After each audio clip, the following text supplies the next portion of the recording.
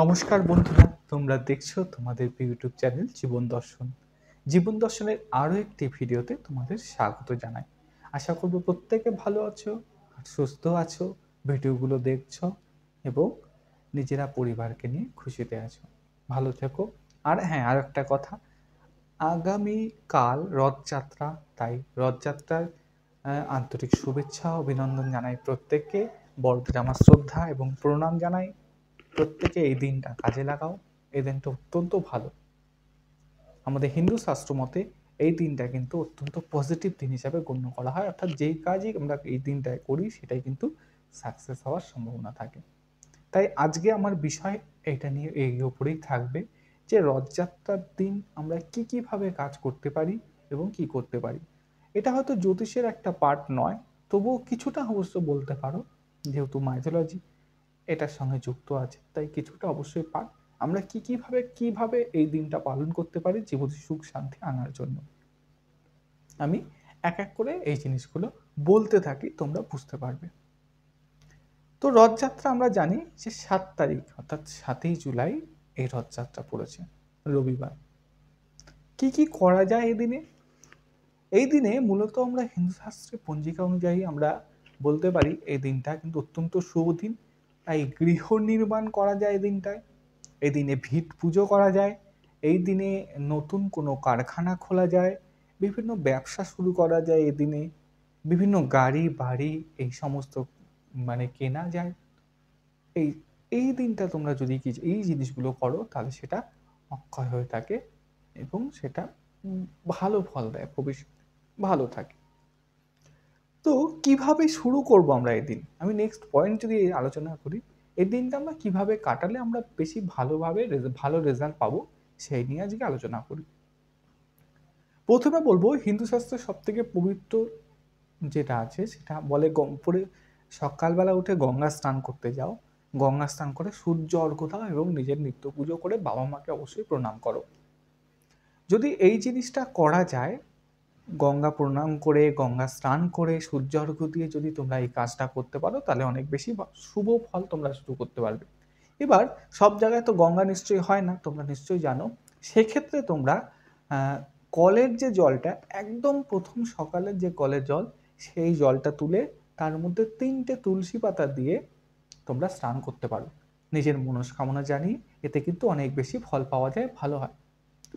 শাস্ত্রে আছে তুলসী পাতা যদি জলে দেওয়া হয় তাহলে সেটা গঙ্গা সমতুল্য হয়, অর্থাৎ গঙ্গার জলের যেই গুণটা পাওয়া যায় ওই ভোরে সেই তুলসী পাতার জলে যদি তোমরা স্নান করো সেটা কিন্তু একই রেজাল্ট পাওয়া যাবে।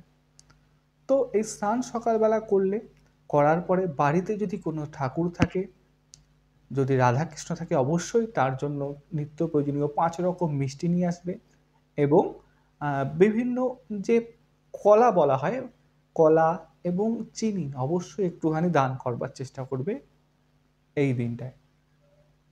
এইভাবে তোমরা দিনটা শুরু করতে পারো। যদি সম্ভব হয় তাহলে সেদিন কালকের দিনটা নিরামিষ খাওয়ার চেষ্টা করো। এতে তোমাদের যে নেগেটিভ যে গ্রহগুলো থাকবে সেগুলো অনেক অংশে শান্ত হয়ে যায়। তাই পারলে নিরামিষ খাওয়ার চেষ্টা করো।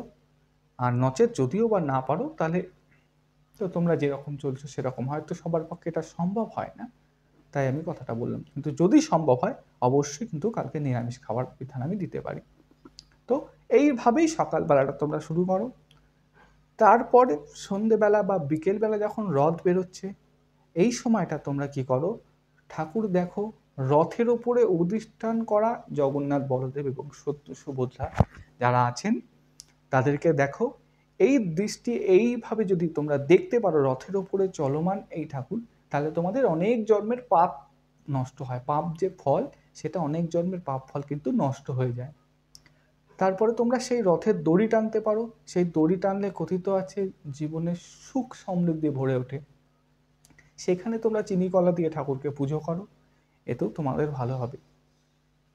এই গেল একটা দিন।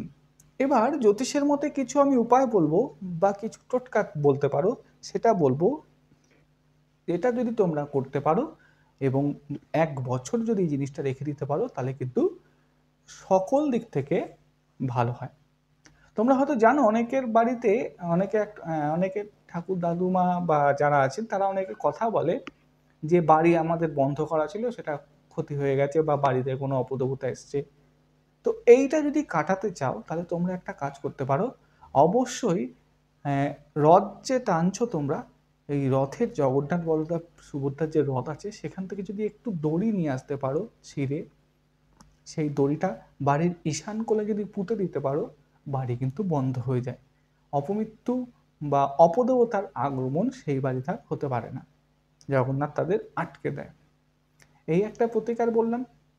২ নম্বর প্রতিকার বলবো, রথের তলায় যদি সম্ভব, যদি ভালো, সবথেকে ভালো হয় যদি রথটা তারই ওপর দিয়ে চলে যায়, নচেৎ রথটা যদি তার ওপর দিয়ে আসে তাও ভালো।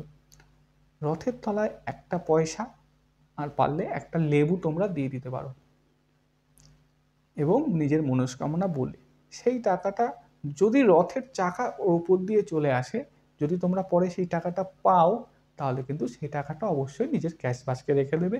এতে কখনো টাকার অভাব হয়তো হবে না। হয়তো টাকা অল্প হতে পারে কিন্তু টাকা কখনো শূন্য হবে না। তো মোটামুটি এই জিনিসগুলো যদি তোমরা করতে পারো তাহলে কিন্তু এই সময় অত্যন্ত ভালো। আর একটা কথা বলবো, রথের দিন যদি বাড়িতে কোনো ব্রাহ্মণ আসেন, কোনো দরিদ্র, কোনো ভিক্ষা করবার জন্য কেউ আসে, তাদেরকে কিন্তু দুধ ছাই করে কেউ ফিরিয়ে দেবে না। কারণ এই সময় জগন্নাথের কিন্তু পরীক্ষা করতে আসেন প্রত্যেক ভক্তদের কাছে। যতটা সম্ভব হবে তোমরা কিন্তু তাকে দেওয়ার চেষ্টা করবে, ভরে দেওয়ার চেষ্টা করবে। প্রথমে যদি আসে আগে জল দেওয়া, তারপরে যে কোনো জিনিস দেওয়া শুরু করবে। এতেও অনেক বেশি পূর্ণ ফল পাওয়া যায়। আরও কি বলতে পারি আজ কালকের দিনটার জন্য, কালকের দিনে তোমরা বাড়িতে যদি কোনো পশু আসে, গোমাতা হঠাৎ করে যদি কোনো গরু চলে আসে, তাহলে মনে করবে এই দিনটা কিন্তু অত্যন্ত শুভ তোমার জন্য, ভগবান আশীর্বাদ নিয়ে আসছে।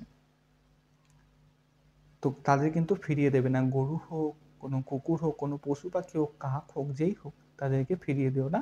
তাদেরকে পারলে যথাসাধ্য চেষ্টা করো কোনো জিনিস দেওয়ার। এতে কিন্তু তোমাদের অনেক ভালো হবে এবং জগন্নাথের কৃপা হবে। তো আজকে এই ছোট্ট একটা আলোচনা ছিল রথযাত্রা সম্বন্ধে। আশা করব ভালো লাগবে। ভালো লাগলে লাইক করো, কমেন্ট করো, সাবস্ক্রাইব করো। আর হ্যাঁ, ভিডিওটা বানাতে আমার একটু দেরি হয়ে গেল কারণ আমি অত্যন্ত ব্যস্ত ছিলাম। তাই ছোট্ট একটা ভিডিও দিলাম, কিছুটা বলার চেষ্টা করলাম। যদি এর কিছুটাও তোমরা করতে পারো, যদি সকল ভগবানকে নাও ডাকতে পারো, নিজের মা বাবাকেও যদি এই দিন পুজো করতে পারো, তাহলেও কিন্তু অনেক বেশি উন্নতি হওয়ার সম্ভাবনা থাকে। ভগবানের প্রতি আস্থা রাখো। হরে কৃষ্ণ মন্ত্র কালকে জপ করতে পারো তোমরা এবং জগন্নাথের মন্ত্র যদি তোমরা জপ করতে পারো 108 বার, তারপরে মনস্কামনা জানাও, দেখো হয়তো জগন্নাথদেব তোমাদের নিশ্চয়ই ফল দেবে। ভালো থেকো, সুস্থ থেকো। আবারও একবার রথযাত্রার জন্য তোমাদের আমি আন্তরিকভাবে অভিনন্দন জানাই এবং বড়দের শ্রদ্ধা এবং প্রণাম জানাই। এইভাবে আমার পাশে থাকো। আর 2টো সাবস্ক্রাইব প্লিজ করে দিও। 98টা সাবস্ক্রাইব হয়েছে, আমি খুব খুশি তোমরা আমার পাশে এতটা সাপোর্ট করছো। তাই প্লিজ আর 2টো সাবস্ক্রাইব করে দাও।